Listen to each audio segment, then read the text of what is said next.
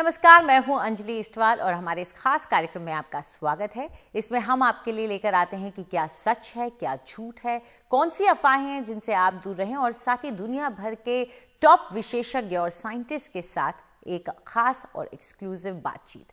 आज के कार्यक्रम में एक बड़ा सवाल जिसका अभी तक जवाब तलाशा ही जा रहा है, वो ये है कि कोविड के बाद किस तरह की इम्यूनिटी लोगों में पैदा होती है। ये दो वजहों से अहम हो जाता है। पहला कि दोबारा संक्रमण हो सकता है या नहीं, और दूसरा वैक्सीन के लिहाज से भी, क्योंकि इन दोनों में ही इम्यूनिटी ही आधार है। अब तक सारा ध्यान एंटीबॉडीज पर ही केंद्रित रहा है, लेकिन सच तो यह है कि हमारी प्रतिरोधक क्षमता का एक हिस्सा और है, मेमोरी टी सेल्स, और ये हमें वायरल इन्फेक्शन से बचने में अहम भूमिका निभाते हैं, शायद कोविड में भी। आइए आपको बताते हैं कि एक स्टडी में ऐसा पाया गया है कि पुराने किसी संक्रमण में पैदा हुए ये मेमोरी टी सेल्स SARS-CoV-2 यानी कि कोरोना वायरस का संक्रमण कोविड का संक्रमण पैदा करने वाले कोरोना वायरस से संक्रमण होने पर मरीज को सुरक्षा देते हैं। शायद ये खोज हमें बताती है कि क्यों कुछ लोगों में कोरोना वायरस तबाही मचा देता है जबकि दूसरों को बस छू कर निकल जाता है। और SARS-CoV-2 दरअसल एक बड़े कोरोना वायरस परिवार का हिस्सा है। अब तक 6 कोरोना वायरस इंसानों को इससे पहले संक्रमित कर चुके हैं। 4 तो ये आम खांसी जुकाम वाले ही हैं जिनसे कोई बड़ा खतरा पैदा नहीं होता है, जैसे कि हम आपको दिखा रहे हैं NL63, OC43, इसके अलावा HKU1। तो ये जो हैं ये आम खांसी जुकाम पैदा करते हैं। लेकिन 2 कोरोना वायरस ऐसे हैं जो कि खतरनाक है। इनमें से पहला है SARS-CoV-1 जो कि सीवियर एक्यूट रेस्पिरेटरी सिंड्रोम, जिसे सार्स के नाम से भी हम जानते थे, ये पैदा करता है, जो कि 2004 में जाकर के खत्म हुआ था और लोग इससे बचे थे। और दूसरा है MERS-CoV जो कि मिडिल ईस्ट रेस्पिरेटरी सिंड्रोम इसके नाम से जाता है, और ये सबसे पहले सऊदी अरेबिया में देखा गया था 2012 में। इन सभी 6 के 6 संक्रमण के बाद शरीर में एंटीबॉडीज और मेमोरी टी सेल्स पैदा होते हैं, और जो सांस की बीमारी है, जो सार्स हमने देखा है, जो बहुत ही ज्यादा खतरनाक बीमारी है, उसमें जो स्टडीज की गई हैं वो हमें ये बताती हैं कि ये सेल एंटीबॉडी से ज्यादा लंबे समय तक रहते हैं।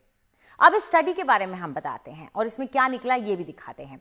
अब ये जो नई स्टडी है इसमें 23 लोगों के खून के नमूनों को जांचा गया जिन्हें सार्स हुआ था। ये भी एक कोरोना वायरस है लेकिन दूसरे टाइप का। इनके अंदर 17 साल बाद भी मेमोरी टी सेल्स पाए गए हैं, क्योंकि 2004 में सार्स खत्म हो गया था, तो 17 साल भी इनके अंदर ये सेल्स मौजूद हैं। यही मेमोरी टी सेल्स जो सार्स की बीमारी वाले वायरस से लड़ना जानते थे, वही कोविड के वायरस SARS-CoV-2 के कुछ हिस्सों को पहचान गए। इसके बाद टीम ने 37 ऐसे स्वस्थ लोगों के खून के नमूनों को जांचा जिन्हें न कभी सार्स हुआ था और न ही कभी कोविड हुआ था। और चौंकाने वाली बात यह रही कि इनमें भी आधे से ज्यादा लोगों में टी सेल्स ने कोविड के वायरस को किसी न किसी हिस्से को पहचान ही लिया। यह अभी साफ नहीं हुआ है कि यह क्षमता उनमें पहले से किसी दूसरे संक्रमण की वजह से आई या नहीं, जैसे कि जुकाम और खांसी के जो कोरोना वायरस हैं उनसे पैदा होने वाले संक्रमण ने क्या उनको ये मेमोरी टी सेल्स को ये याददाश्त दी, लेकिन ये हमें अभी पता नहीं है। हमारे साथ वॉशिंगटन से जुड़ रहे हैं अमेरिकी पब्लिक हेल्थ साइंटिस्ट और महामारी विशेषज्ञ डॉक्टर एरिक फीगल्डिंग, और इनसे जानने की कोशिश करते हैं कि एंटीबॉडीज के खत्म होने की बात को लेकर लोगों में चिंता हो गई थी, लेकिन क्या टी सेल्स की ये खबरें आने से हम में उम्मीद जागी है? Doctor Eric. इम्यून सिस्टम के 2 हिस्से या वास्तव में 2 से ज्यादा हैं। सबसे पहले एंटीबॉडी हैं जो वाई आकार में होती हैं और धीरे धीरे खत्म हो जाती हैं। लेकिन अगर आपकी एंटीबॉडी कम हो रही है तो इसका कतई ये मतलब नहीं कि आपने एंटीबॉडी इम्यूनिटी खो दी है। आपके शरीर में बचपन से लेकर अब तक के हर एक वायरस से लड़ने वाले एंटीबॉडी का लाइब्रेरी आर्काइव होता है। इसीलिए मेमोरी बी सेल को आपके शरीर के संपर्क में आई हर एक बीमारी और वायरस का पता होता है और यह जानता है कि इससे कैसे लड़ना है। इसीलिए अगर एंटीबॉडी बड़ी मात्रा में सर्कुलेट नहीं हो रही है तो इसका ये मतलब नहीं कि आप में इम्यूनिटी नहीं है। अलग से टी सेल भी होता है। बी सेल इम्यूनिटी वायरस से लड़ने का एक और तरीका है। इसीलिए वैक्सीन अभी टी सेल के बाद एंटीबॉडी को भी शामिल कर रही है। और अगर एंटीबॉडी का स्तर गिरता है तो भी आपके शरीर को याद रहता है कि अगली बार इस वायरस से कैसे लड़ना है। इसलिए मुझे नहीं लगता कि चिंतित होने की ज़रूरत है। तो ऐसा नहीं कि एंटीबॉडी नहीं है तो कुछ भी नहीं है। हमारे साथ इस पूरे मामले पर चर्चा करने के लिए डॉक्टर अंजना त्रिखा जुड़ रही हैं, जो कि चेयरमैन है clinical managerial group Covid centre के। डॉक्टर अंजन, हमसे बात करने के लिए शुक्रिया। एम्स से हैं वो। डॉक्टर, हमने ये जो पूरी बात सुनी उससे ये तो जाहिर हुआ कि एंटीबॉडी पर हम ज्यादा भरोसा नहीं कर सकते क्योंकि कुछ वक्त के बाद वो खत्म हो जाती है, लेकिन क्या हमारी उम्मीद टी सेल्स की वजह से इम्यूनिटी को लेकर बरकरार रहेगी? हाँ, टी सेल को लेके आपकी इम्यूनिटी बरकरार रहेगी। आपको ये समझना चाहिए कि टी सेल क्या होता है। ब्लड के अंदर रेड ब्लड सेल होते हैं और वाइट ब्लड सेल होते हैं। वाइट ब्लड सेल का एक टाइप लिम्फोसाइट होते हैं जो 20 से 40% तक नॉर्मल माने जाते हैं। उनके 3 टाइप होते हैं, एक टी लिम्फोसाइट्स, बी लिम्फोसाइट्स और एक किलर लिम्फोसाइट्स। अब टी और बी लिम्फोसाइट्स आज के दिन ज़्यादा इंपॉर्टेंट है। तो जब किसी को इन्फेक्शन होता है तो एंटीबॉडी बन जाते हैं, बी सेल्स के कारण एंटीबॉडी बन जाते हैं। और टी सेल्स के अंदर टी सेल्स क्या करती हैं, जो सेल्स इन्फेक्ट होते हैं उनको वो मार देती हैं। पर टी सेल के अंदर मेमोरी टी सेल्स भी होते हैं जो एक इन्फेक्शन होती है उसको वो याद रखते हैं। तो जब एंटीबॉडीज कम हो जाती हैं और ये टी सेल्स आपके बॉडी में होते हैं तो ये टी सेल्स जब दोबारा इन्फेक्शन होगा तो ये टी सेल्स याद रखेंगे कि आपकी शरीर को उस वायरस के साथ कैसे लड़ना है। तो एक बार जब वो वायरस का दोबारा इन्फेक्शन होता है तो उससे वो बॉडी लड़ने की क्षमता रखती है। इसीलिए वो जो मेमोरी सेल्स हैं जो आपने अभी बताया कि जिनको सार्स हुआ या मर्स हुआ, 17 साल तक उनकी बॉडी में बॉडी के टी सेल्स ये पहचान पाए कि ऐसा ही कोई फैमिली का वायरस आया है और लड़ पा रहा है। इसका एक और इम्पोर्टेंट व्यू पॉइंट ये भी रहता है कि ये जो टी सेल होते हैं ये थाइमस से निकल के आते हैं। तो जैसे हम बूढ़े होते रहते हैं, उम्र बढ़ती रहती है, तो थाइमस का फंक्शन कम होता रहता है। इसलिए देखा गया है कि जब ये बीमारियां बुढ़ापे में आती हैं तो मोर्टेलिटी मॉर्बिडिटी ज़्यादा हो जाती है, मतलब मरीज ज़्यादा सीरियस हो जाता है और ज़्यादा लोगों की मौत हो जाती है। जी डॉक्टर साहब, क्या इसका असर, क्योंकि वैक्सीन का आधार भी इम्यूनिटी ही होता है, इसका कोई असर कहीं वैक्सीनेशन पर पड़ेगा? हाँ, इसका असर ज़रूर वैक्सीनेशन पे पड़ेगा। और जो वैक्सीनेशन की फेज़ 1 ट्रायल चल रही हैं, ये जितने भी हमारे साइंटिस्ट हैं इसको मद्देनज़र रख रहे हैं कि अगर किसी को पुराना कोई सार्स का इन्फेक्शन हुआ है उसको हम वैक्सीन लगाते हैं तो उसका क्या रिस्पांस ज़्यादा अच्छा आ सकता है। तो हम ये कह सकते हैं वैक्सीन ज़्यादा अच्छा काम कर रहा है। बट हमें ये भी ध्यान रखना पड़ेगा और ये भी पता चल जाता है कि इस पेशेंट को पुराने किसी कोरोना फैमिली के वायरस का एक्सपोजर हुआ कि नहीं हुआ। ये सब चीज़ें मद्देनज़र रख के ही वैक्सीन के रिजल्ट्स पब्लिश होते हैं और ज़्यादा से ज़्यादा लोग इंक्लूड किए जाते हैं। अगर आप छोटा सा सैंपल लेंगे लोगों का तो उसमें ये इफेक्ट ज़्यादा आ जाएगा। बट अगर आप ब्रॉड बेस कर देंगे तो सब तरह के सब्जेक्ट्स आ जाएंगे जिनके अंदर वैक्सीन ट्रायल होगा। इसलिए इनका होना बहुत इम्पोर्टेंट है और इस चीज़ को मद्देनजर रखना इम्पोर्टेंट है जो की जा रही है। हमसे बात करने के लिए बहुत बहुत शुक्रिया आपका डॉक्टर अंजन। तो अहम हो जाता है कि टी सेल्स किस तरीके से हमारे इम्यूनिटी में काम करते हैं, एंटीबॉडी पे ही सब कुछ निर्भर नहीं है। चलिए हम अब बात करते हैं कोरोना टेस्टिंग की। इसकी नई तकनीक पर काम करने के लिए भारत और इजराइल ने हाथ मिलाया है। इजराइल के टॉप साइंटिस्ट की एक टीम कुछ दिनों पहले ही दिल्ली पहुंची है, जहां भारतीय वैज्ञानिकों के साथ कोरोना वायरस का पता लगाने के लिए टेस्टिंग की नई तकनीकों पर काम किया जा रहा है। इनमें 2 टेस्टिंग केस ऐसी हैं जिनमें लार, थूक यानी कि सलाइवा के जरिए महज 30 सेकंड में पता चल सकता है कि कोरोना है या नहीं। जो तीसरी टेस्टिंग है वो आवाज के जरिए होगी और एक टेस्टिंग सांस पर आधारित है। तो ये बहुत अहम हो जाती है ये टेस्टिंग। हम आपको दिखाते हैं कौन से 4 टेस्ट हैं जो कि जिन पर काम चल रहा है। पहला टेस्ट आवाज पर आधारित है। वायरस का पता लगाने के लिए आर्टिफिशियल इंटेलिजेंस की मदद ली जाएगी और आवाज के नमूनों को चेक किया जाएगा। सांस पर आधारित यानी कि हवा आपको फूंकने को बोला जाएगा और उस नमूने को चेक किया जाएगा रेडियो वेव से और उससे भी पता चल सकता है कि आपको कोविड है या नहीं। थूक का जो नमूना है उसकी पहचान की जा सकती है और पॉली एमिनो एसिड का इस्तेमाल इस पर होता है और पता लगाया जा सकता है, बायोकेमिकल तरीकों से पता लगाया जा सकता है आपके सलाइवा टेस्ट के जरिए। तो ये अहम हो जाते हैं। इस पर चर्चा करने के लिए हमारे साथ इजराइल के एम्बेसडर जुड़ गए हैं, रॉन मल्का साहब। हमसे बात करने के लिए बहुत बहुत शुक्रिया आपका। तो सबसे पहले तो आपसे यही जानना चाहेंगे कि ये जो टेस्ट बनाए गए हैं ये कौन से हैं, और अगर ये कामयाब हुए तो क्या वाकई में सेकंड्स में लोगों को पता चल जाएगा कि कोरोना वायरस पॉजिटिव है या नहीं? Just to put the context, it's been Bharat और इजराइल के वैज्ञानिक कुछ हफ्तों से रैपिड टेस्ट पर काम कर रहे हैं जो गेम चेंजर साबित होगा। ये वैक्सीन जब तक नहीं आती तब तक बहुत मददगार साबित होगा। 4 तकनीक है जो अभी हमें सबसे बेहतरीन नतीजे दे रही है और उनसे हमें सबसे ज्यादा उम्मीद है। पहली है आवाज की तकनीक। आप बस मरीज को बोलने के लिए कहिए, यह तकनीक एक फिंगरप्रिंट की तरह आवाज में मौजूद कोरोना की पहचान को पकड़ लेगी। सोचने में बहुत अचंभित करता है कि किसी भी आवाज से ही पता लगाया जा सकता है कि कौन पॉजिटिव है। दूसरी तकनीक है हाई फ्रीक्वेंसी रेडियो वेव का सांस पर इस्तेमाल। इसमें भी हाई फ्रीक्वेंसी रेडियो वेव तकनीक कोरोना वायरस की पहचान को पकड़ लेगी। आर्टिफिशियल इंटेलिजेंस और डेटा एनालिसिस के दम पर हम फिर पता लगाएंगे कि वो पॉजिटिव है या नहीं।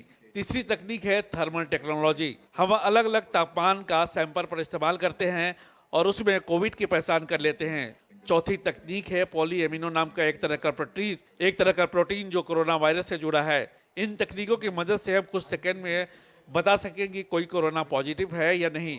ये सब तकनीक हमारे सर्वश्रेष्ठ वैज्ञानिक भारत के साथ मिलकर विकसित कर रहे हैं और हम आखिरी चरण में हैं। हमने इजराइल में टेस्ट किए और अब इनको बड़े पैमाने में करने के लिए हम भारत आए हैं। ये सब सिर्फ भारत ही नहीं पूरी दुनिया के लिए होंगे। जी, लेकिन हम कब तक उम्मीद कर सकते हैं ये हमें मिले और फायदा क्या होगा इसका? We are working very fast, and the results will be there within few weeks.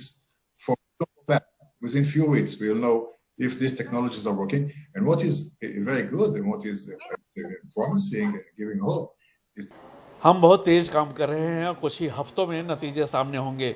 कुछ ही हफ्तों में हमें पता चल जाएगा कि टेक्नोलॉजी काम कर रही है कि नहीं और कितने उत्साहजनक हैं नतीजे। हमें उम्मीद है कि हमें शायद एक से ज्यादा तकनीक का कॉम्बिनेशन यूज करना होगा।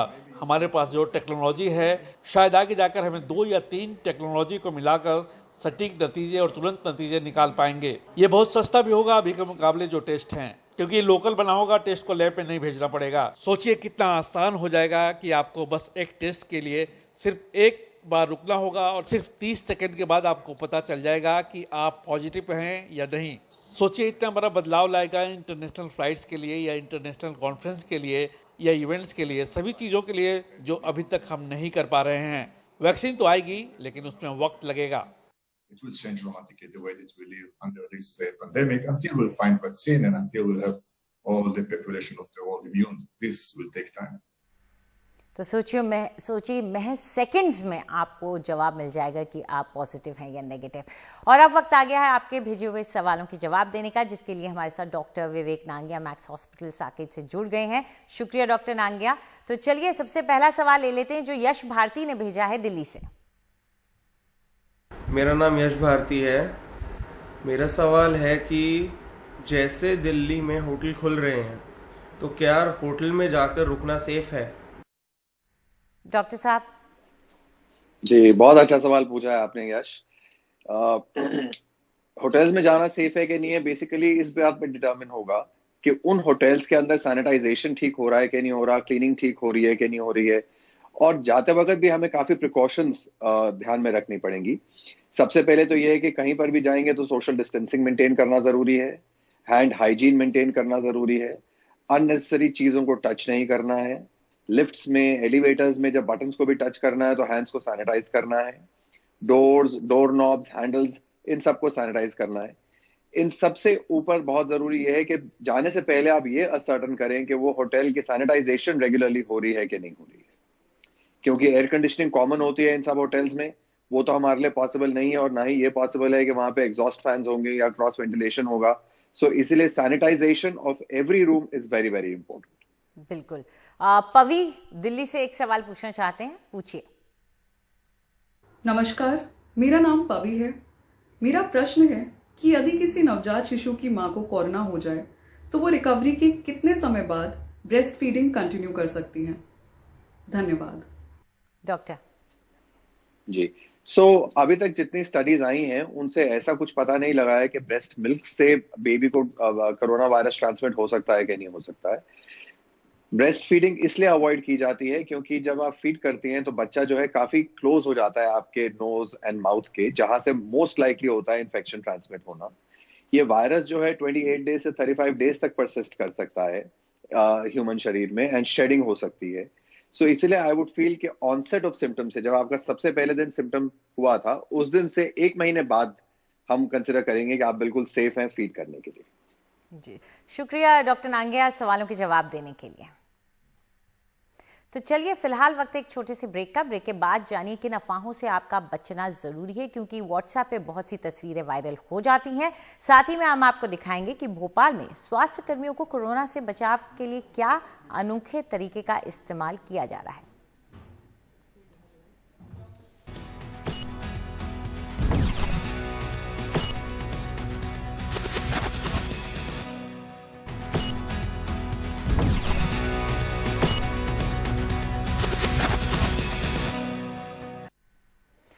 और अब बात करते हैं उन लोगों की जो कि इस जंग से लड़ रहे हैं, यानी कि वो तमाम स्वास्थ्यकर्मी जो कि योद्धा हैं, और चाहे वो डॉक्टर्स हो, नर्सेस हो या लैब टेक्नीशियन हो। लेकिन इस जंग में सबसे बड़ी समस्या उनकी सुरक्षा को लेकर है। कई जगहों से ऐसी तस्वीरें सामने आती हैं जहां कोरोना योद्धाओं को महफूज रखने के सुरक्षित इंतजाम नहीं होते हैं और वो अपनी जान जोखिम में डाल लेते हैं। ऐसे में भोपाल के एक निजी अस्पताल ने डॉक्टरों और दूसरे स्वास्थ्यकर्मियों को सुरक्षित रखने के लिए एक नया और सस्ता और अनोखा तरीका निकाला है। देखिए, इसे लेकर आ रहे हैं हमारे सहयोगी अनुराग द्वारी।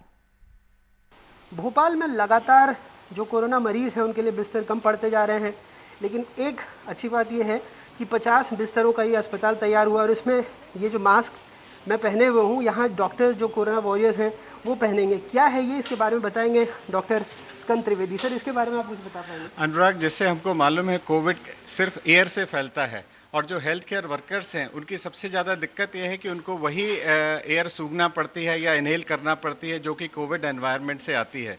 तो हमने डिसाइड किया कि यदि हम एयर कुछ दूरी से लाएं, जैसे इस अस्पताल में हम 200 फीट दूरी से एयर लेकर आ रहे हैं और वो एयर इन ट्यूब्स के थ्रू आपके इस हेलमेट में आ रही है, तो इस हेलमेट के जरिए आप जो एयर ले रहे हैं वो कोविड फ्री है।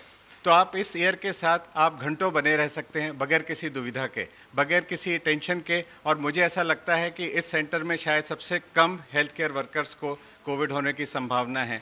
यदि आप इसको चाहते हैं पीपीई के साथ और साथ में आप N95 मास्क भी लगा सकते हैं, लेकिन मेरे ख्याल से वो बहुत ज़रूरी नहीं है। ये यहाँ से अपने आप पॉजिटिव प्रेशर के साथ एयर निकलती जाएगी, जिससे कि आप यहाँ की एयर नहीं ले सकते हैं। अच्छा, जो आपके ऊपर से एयर आ रही है सिर्फ आप वही एयर ले सकते हैं। सर, इसकी जरूरत क्यों पड़ी आप लोगों को, महसूस हुई? जैसा कि आपने देखा होगा पिछले 3-4 महीने में बहुत सारे हेल्थ केयर वर्कर्स को कोविड हुआ। चलिए कोविड हुआ वो कोई बात नहीं, लेकिन कईयों की इसमें जान चली गई। उनको बचाने के लिए शायद ये बहुत ज़रूरी था कि हम एक ऐसा एक्सपेरिमेंट करें, जैसा कि हम स्पेस में देखते हैं। राकेश शर्मा को हमने देखा है स्पेस वॉक करते हुए, तो उस तरह का हम कॉन्सेप्ट लेकर आए हैं जिससे कि ज़्यादा से ज़्यादा लोगों को, हेल्थ केयर वर्कर्स को हम बचा सकें, जिससे कि वो ज़्यादा से ज़्यादा कोविड मरीजों को देख सकें। संभवतः ये देश का पहला इस तरह का मॉडल होगा, मुझे और कहीं ख्याल नहीं। हाँ, मेरी जानकारी में नहीं है, लेकिन एक दफ़े जब चीज़ें मीडिया में जाती हैं तो और लोग भी आते हैं। लेकिन इट इज़, हम लोग 2 दिनों से देख रहे हैं, हमारे हेल्थ केयर वर्कर्स काफ़ी खुश हैं। तो मैं चाहता हूँ आपके माध्यम से लोग देखें, समझें और ये इम्प्रोवाइज़ करें। कोई बहुत महंगी चीज़ नहीं है, बहुत बड़ा रॉकेट साइंस नहीं है, ये हम सब कर सकते हैं। बहुत बहुत शुक्रिया सर। तो यहाँ पर देखिए, जो यहाँ पर कोरोना वॉरियर्स है, इनके लिए जो योद्धा हैं उनके लिए भी एक सुकून की बात ये रहेगी कि ये पहनकर वो ताज़ी हवा ले सकते हैं, जिससे उनके अंदर संक्रमण का खतरा ना हो। भोपाल से कैमरा पर्सन रिजवान खान के साथ अनुराग द्वारी, NDTV इंडिया। चलिए अब जाते जाते आपको कुछ अहम आंकड़े दिखाते हैं। भारत दावा कर रहा है कि जुलाई के महीने में उसने 1 करोड़ से ज्यादा टेस्ट किए हैं। सही भी है। अगर आप देखें तो 30 जून तक कुल 88 लाख से ऊपर टेस्ट हुए थे और 30 जुलाई में अगर आप देखें तो 1 करोड़ 88 लाख के ऊपर टेस्ट हो गए हैं। यानी कि जुलाई के महीने में 1 करोड़ से ज्यादा टेस्ट। लेकिन ये 1 करोड़ क्या काफी है? नंबर सुनने में बहुत बड़ा है, लेकिन अगर आप जनसंख्या के हिसाब से देखें तो हमारी टेस्टिंग का हाल कुछ अच्छा नहीं है। हम कंपेयर करते हैं इसको दूसरे देशों के साथ, तो हर 1000 लोगों में कितने टेस्ट किए जा रहे हैं प्रतिदिन, इसका आंकड़ा हम आपको दिखा रहे हैं अलग अलग देशों के हिसाब से। तो भारत में 13 टेस्ट हो रहे हैं 1000 लोगों में, मतलब 13 लोगों का टेस्ट होता है और पता चलता है कि वो कोविड पॉजिटिव है या नहीं 1000 में से लोगों के। ईरान में देखिए 93, वहां पर 93 लोगों का टेस्ट हो रहा है 1000 में से। पाकिस्तान में हमसे ज्यादा कम नहीं है, 9 लोगों का टेस्ट होता है 1000 में से और उनको पता चलता है कि वो पॉजिटिव है या नेगेटिव। मलेशिया 29 लोगों का टेस्ट होता है। मैं मानती हूं कि इन देशों की जनसंख्या बहुत कम है, इसलिए भी उनके लिए आसान है। लेकिन रूस बहुत बड़ा देश है, उसकी जनसंख्या भी काफी अच्छी है, वहां पर भी बहुत ज्यादा हमसे टेस्ट हो रहे हैं। अमेरिका 163 टेस्ट कर रहा है 1000 लोगों में से। ब्राजील, जिसकी इतनी बुराइयां होती हैं कि वो ढंग से अपने कोरोना वायरस से नहीं निपट पा रहा है, वहां पर भी 12 टेस्ट हो रहे हैं 1000 में से। तो हमारे देश में 13 टेस्ट 1000 में से अगर प्रतिदिन हो रहे हैं, तो हमारी इतनी बड़ी जो जनसंख्या है उसको कैसे सही तरीके से सुरक्षा प्रदान की जा सकेगी। तो फिलहाल हमारे इस कार्यक्रम में इतना ही। हम आपसे विदाई लेते हैं, लेकिन याद दिलाना चाहेंगे कि मास्क पहने रखें और हाथ साफ करते रहें। नमस्कार।